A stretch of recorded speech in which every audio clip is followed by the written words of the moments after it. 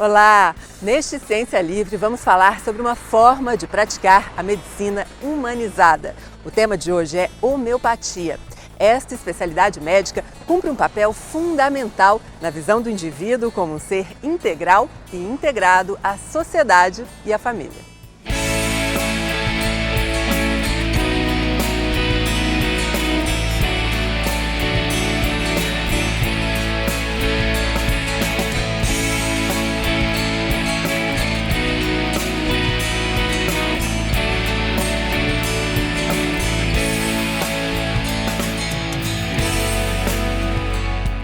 Vamos falar ainda sobre pesquisa, ciência, prevenção de doenças e promoção da saúde.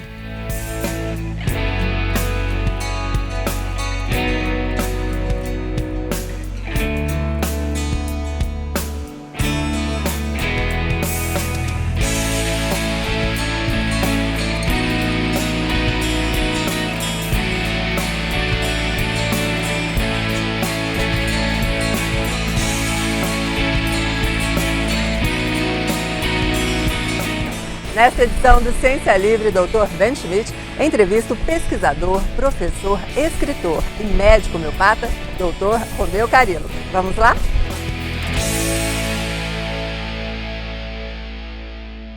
Professor Dr. Romeu Carilo, uma grande honra recebê-lo hoje aqui no programa Ciência Livre.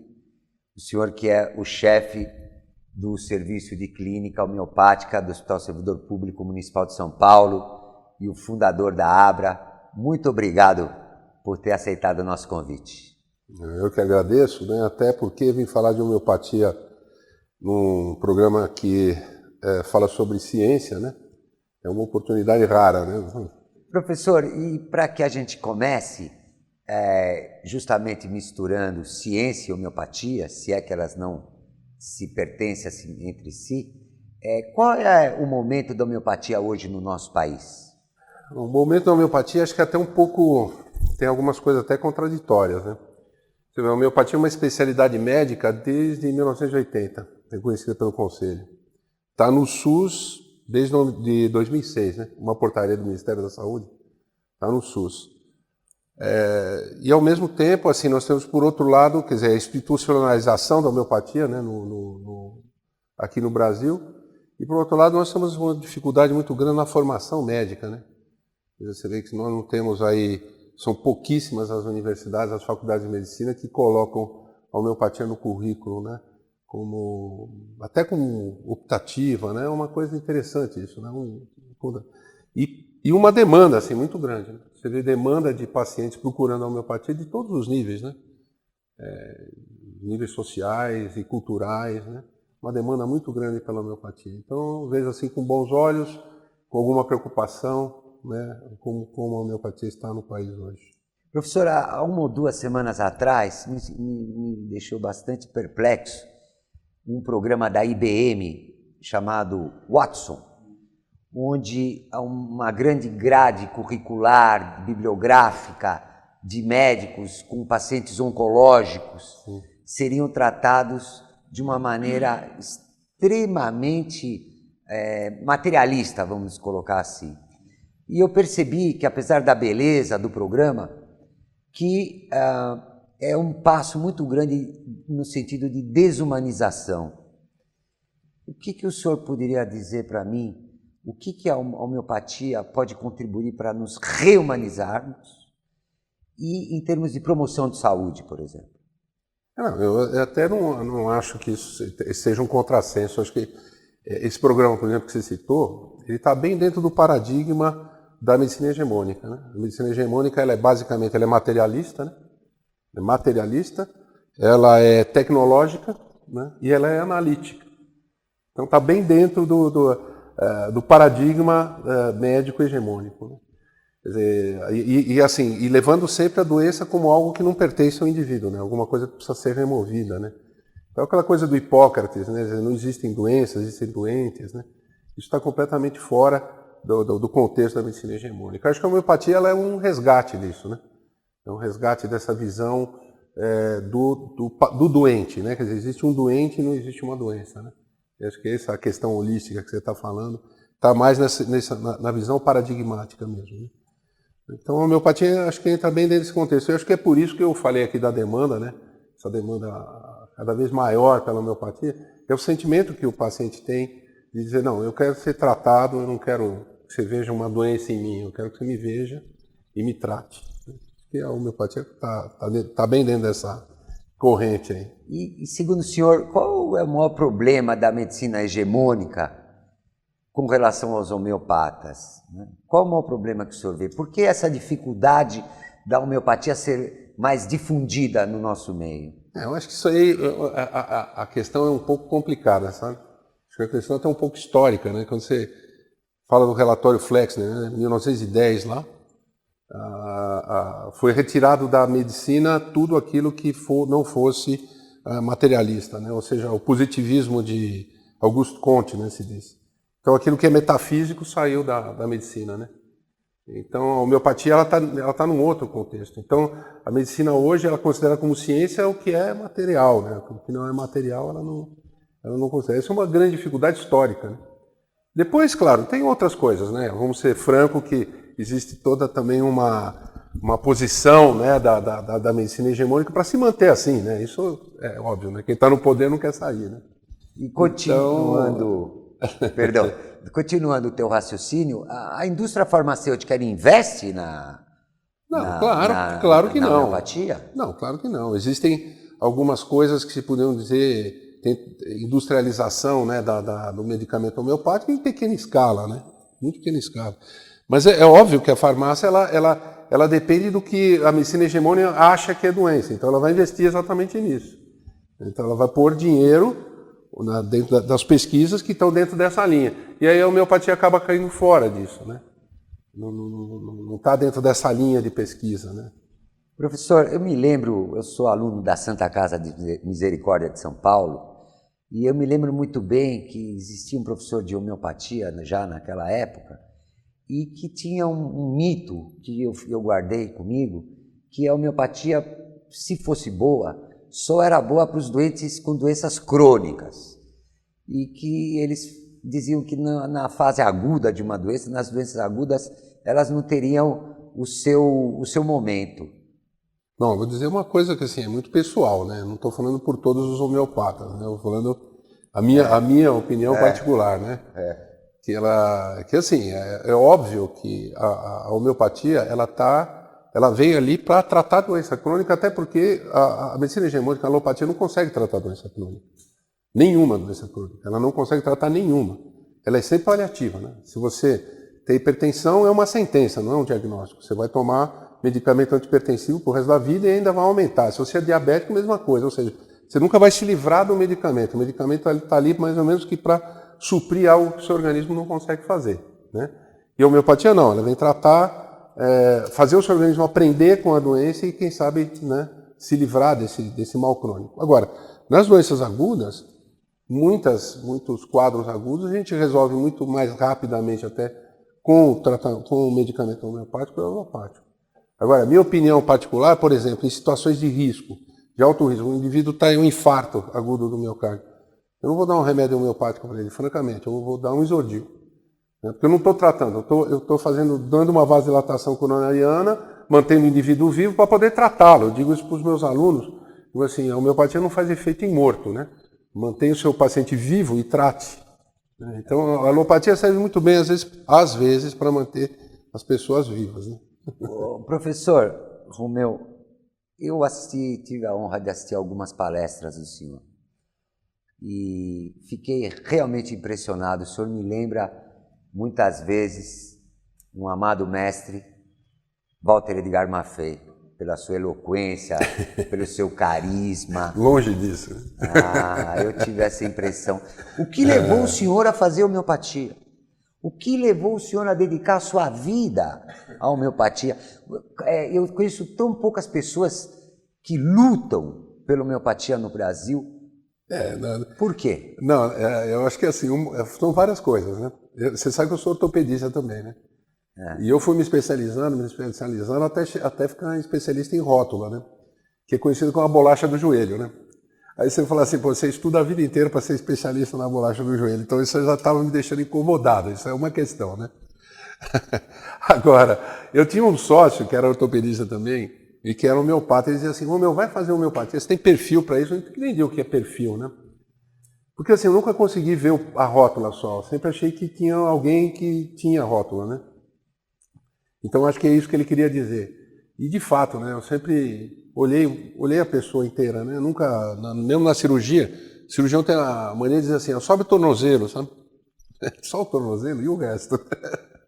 Nunca consegui ser assim, nunca consegui ter essa visão fragmentária. Agora, eu vou falar uma coisa, francamente, uma coisa que me fez fazer homeopatia foi o meu sócio, que era ortopedista e homeopata, um paciente com pseudoartrose de úmero, que é uma coisa que não consolida, ele falou, não, vamos dar um remedinho aqui, deu um remédio homeopático, colou aqui, eu falei, o quê? Eu falei, como é que é? Colou esse negócio? Numa pseudoartrose de ombro? De úmero. De úmero? Aí eu tenho documentado tudo, falei, não, isso não é possível, cara, não é possível, vou fazer esse negócio, né? Então foram várias coisas, né? A eficácia da homeopatia, a visão do homem integral, né? Eu acho que tudo isso, sair da bolacha do joelho, eu acho que tudo isso ajudou muito eu fazer a homeopatia e me dedicar hoje. Como você diz, dedicar praticamente a minha vida 24 horas por dia a isso. De certa forma, a homeopatia, pelo seu arrazoado, ela está próxima um pouco daquilo que diziam os gregos, né? Os gregos diziam que a doença era um sinal de que a vida da pessoa estava acontecendo alguma coisa errada, né? E que a doença não era o mal em si mesma, né? Sim, com certeza. Professor, e sobre a pesquisa em homeopatia hoje em dia? Como anda a pesquisa homeopática? Bom, você sabe, né? Você sabe, porque nós temos praticamente uma pesquisa juntos, né? Dentro da Escola Paulista. A gente depois pode falar nisso se você quiser. Né? Mas a pesquisa tem sido feita, muita pesquisa do mundo todo, né? Inclusive em outras áreas, né? Veterinária, agropecuária, altas diluições. Só que o problema, você sabe como é que é, né? O problema é investimento, as pesquisas são sempre muito pobres, né, em termos de investimento, não se investe em pesquisa. A pesquisa não está dentro da universidade, nós conseguimos colocar a pesquisa dentro da universidade, mas são muito poucos que conseguem. E a universidade é que tem que custear e tem que fomentar a pesquisa, né? Não vai esperar vir de fora. Então assim, a pesquisa existe. Agora, outra coisa é publicação, né? Porque você vê, para publicar numa revista de categoria A, né? Em pesquisa, você tem que ter uma instituição por trás. Uma indústria farmacêutica, então, né? Não, então, outra. Então, assim, cobram que não tem pesquisa. Tem pesquisa. Agora, você vai... A Abra, nós da Associação Brasileira, não conseguimos colocar na plataforma Brasil. Então, já é alguma coisa, né? Mas, quer dizer, você não tendo essa retaguarda, é difícil... Então, cobra. Não tem pesquisa em homeopatia. Eu falo, tá bom, mas investe, deixa publicar, né? Agora nós vamos ter o nosso 16º Congresso Brasileiro da Abra. Vai ser na Unip, ali da Vergueiro, né, em outubro, 16º Congresso. A gente faz isso só para colocar pesquisas que são da nossa associação, só isso. Então tem pesquisa de monte, pesquisa clínica. Professor, eu tive a honra de convidá-lo para fazer pesquisa na Escola Paulista de Medicina, no setor de investigação de doenças neuromusculares da Unifesp, com uma doença fatal, a esclerose lateral amiotrófica. E eu queria que o senhor falasse um pouquinho sobre como o andamento dessa pesquisa. E eu sei, porque o senhor já me contou, se o senhor pudesse contar para o programa Ciência Livre aquele caso de esclerose lateral amiotrófica que o senhor presenciou e vivenciou. Na verdade, esse caso até eu levei, você viu, eu levei lá no Congresso Paulista de Neurologia, né? Você estava presente, inclusive. Eu apresentei esse caso lá. Que esse caso, na verdade, é o que deu origem ao protocolo que foi aprovado pelo Comitê de Ética da UF, né, da Federal Fluminense. Que quem tratava, inclusive, era o pessoal da UF mesmo. Esse paciente já estava tetraplégico, ele já não se movimentava mais, nem a cabeça não sustentava o tronco. Já estava praticamente na fase final, 4 anos e pouco, né, de doença. Nós começamos a tratá-lo e ele voltou a movimentar. Razoável, você viu o filme, né? Voltou a movimentar os braços, voltou a movimentar as pernas, sustentar o tronco, não andou, né? Mas sustentar a cabeça. Enfim, foi um resultado inédito, assim, né? E lógico que você tem que estar sempre resguardado por uma equipe, né? Por isso, às vezes a pessoa liga, você não quer tratar um paciente, estou com um paciente de ELA aqui. Não dá para tratar, né? No consultório. Você tem que tratar num grupo, né? Porque ali precisa ter fono, precisa ter o neuro junto, enfim. Mas foi um caso espetacular que a gente vem tentando reproduzir, né? A gente vem tendo alguns resultados legais. Eu acho que ainda longe, né, de chegar a uma cura dessa doença, mas melhores do que o tratamento convencional tem proposto. Né? Mas o senhor me contou que a família, quando descobriu que o paciente estava melhorando, parece que não quis acompanhá-lo. O senhor acha que isso pode ter interferido nesse caso? Você sabe, por isso é a história, né? A doença, ela não é do indivíduo. Quando o indivíduo tem ela, por exemplo, você sabe perfeitamente disso, a família inteira fica doente. E tem um cuidador, e esse cuidador também fica doente. Né? Tem E aí cria-se uma expectativa, porque a doença é grave, você sabe, a pessoa fica imóvel, e esse paciente dizia para mim, falava, pô, doutor, o senhor não sabe o que é um mosquito pousar na sua testa de madrugada, e o senhor tem que gritar para acordar a sua mulher para tirar, porque nem a cabeça o senhor não consegue mexer. Então você vê o grau de dependência, né? Então as pessoas que cuidam, os cuidadores também ficam exaustos, né? Então quando você diz assim uma vez, olha, ele vai ter no máximo 5 anos de vida, ela começa a marcar, liga o relógio, né? E começa a regressivo. Né? Então quando ele chegou no hospital para entubar, ele estava bem, ele estava só em insuficiência respiratória, tanto é que uma colega nossa, Filomena, médica também neurologista, foi com o Ambu lá, ela disse que com o Ambu ele chegava a 100% de oxigenação. Ele estava bem, mas tinha uma carta para não entubar. Isso você sabe que no final é isso mesmo. Professor, os alunos, onde eles podem, aqueles que se interessarem por homeopatia, aonde fazer homeopatia no Brasil? Bom, é lógico que eu vou indicar a minha escola, né? Claro, não, porque veja, não é questão disso. Um dia eu não vou estar lá, né? Um dia eu não vou estar lá, mas eu vejo que é a abordagem, entende? Uma abordagem, você tem uma retaguarda de um hospital como o Servidor Público Municipal de São Paulo, uma clínica de 33 anos de existência, você tem uma clínica no Hospital Universitário Antônio Pedro, você tem uma base, né, fisiológica para explicar o medicamento homeopático, como ele funciona, né, que é uma coisa, um mistério, né? Não tem mistério nenhum, né? Então, lógico que assim, a Abra, eu acho que é a grande escola, no meu ver, a grande escola de homeopatia hoje no Brasil. E pegando daí, qual a mensagem que o senhor gostaria de dar para os médicos jovens, né? Porque eu sei que a idade do indivíduo se interessar pela homeopatia é depois de 50 anos de idade, né? O que o senhor pode fazer para estimular os médicos jovens a partir para a homeopatia? Bom, primeiro assim, né? Dizer, nós temos lá o nosso site, né, que é Abra, né, com h.org.br, e ali o pessoal pode se informar a respeito de várias questões da homeopatia, né? Acho que isso é interessante, né? Isso que você falou, só tem uma especialidade que tem média de idade mais velha do que o homeopata no Brasil, sabe qual é? Laboratório clínico. A patologia clínica, né? A homeopatia, a média é 57 anos e meio. E a patologia é 58 anos e meio. Nós dois já estamos acima da média já, né? Professor, o senhor gostaria de deixar uma mensagem como professor de homeopatia para os jovens médicos do nosso país? Não, então, eu vejo que assim, as especialidades, os jovens, eles estão indo cada vez mais assim, para o diagnóstico, né, para a medicina diagnóstica, que você fica longe do paciente, né? A cirúrgica. Cirurgia plástica, o Congresso de Cirurgia Plástica agora tinha 1.200 inscritos. 1.200 inscritos. Você conseguir botar 300 no Congresso de Homeopatia, é difícil, né? Mas, ao mesmo tempo, eu vejo assim, tem muita gente voltando para a pediatria, muita gente fazendo especialidade em medicina da família, né? Ou seja, voltando-se novamente para as pessoas.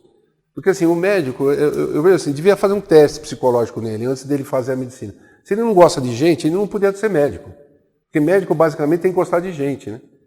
Então, assim, sabe, voltar a ter contato com as pessoas, sabe? O médico ele tem que amparar as pessoas, né? Mais do que curar, ele tem que ficar ao lado.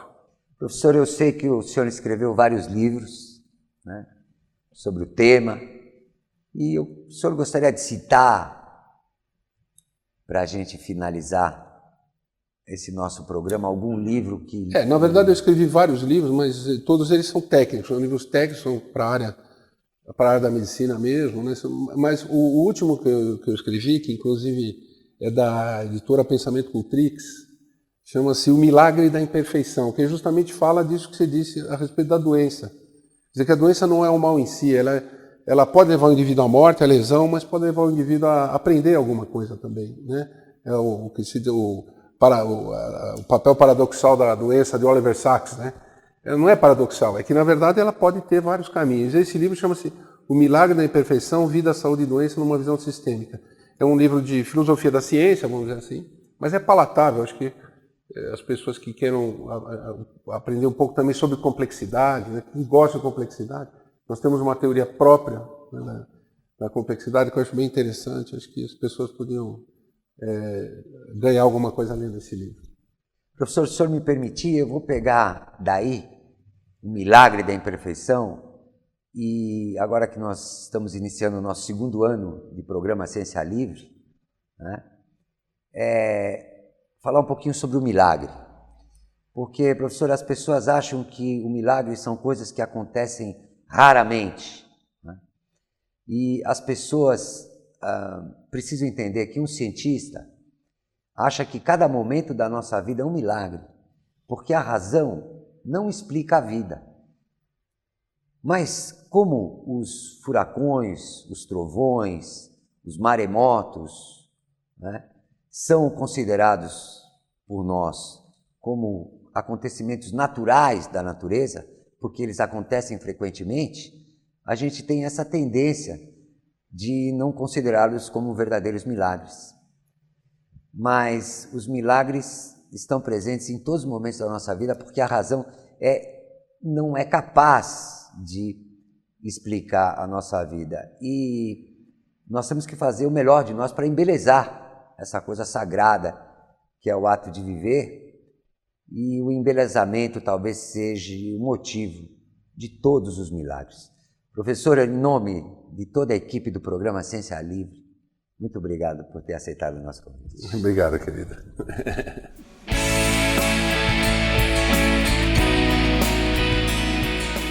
Mais informações e outras edições do programa você encontra no site programaciencialivre.com.br e em nosso canal no Facebook, Dr. Ben Schmidt Ciência Livre. Esperamos você no próximo Ciência Livre. Até lá!